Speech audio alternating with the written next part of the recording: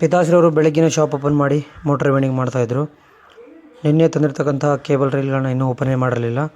ಆದರೆ ಕೇಬಲ್ಗಂತಲೇ ಒಬ್ಬರು ಕಸ್ಟಮರ್ ಬಂದಿದ್ದರು. ಹಳೆ ರೀಲಲ್ಲಿ ಉಳಿದಿರ್ತಕ್ಕಂತಹ ಕೇಬಲ್ನ ಕೊಟ್ಟು ಕಳಿಸಿದೆ. ಹಾಗೆ ನಮ್ಮ ಅಣ್ಣನ ಮೋಟ್ರನ್ನ ಎತ್ತಕ್ಕೆ ಹೋಗಿದ್ವಿ.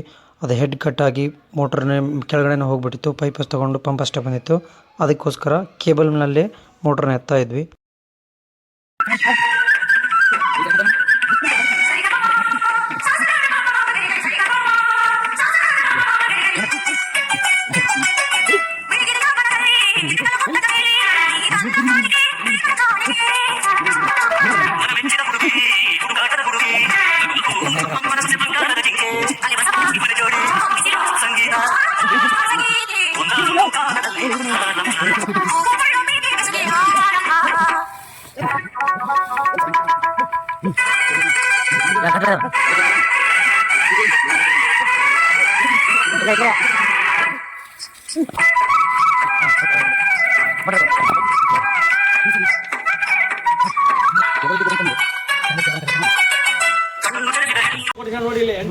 ಚಿಕನ್ ಪಾರ್ಟಿ ಮಾಡ್ದಣಿ ಅಂದ್ರ ಚಿಕನ್ ಪಾರ್ಟಿ ಮಾಡಂದ್ರೆ ₹1 ಸ್ಪೀಡ್ ಕೊಡಕತ್ತಾನ. ವಾ ಏನಣ್ಣ ನಿನ್ ಖುಷಿ.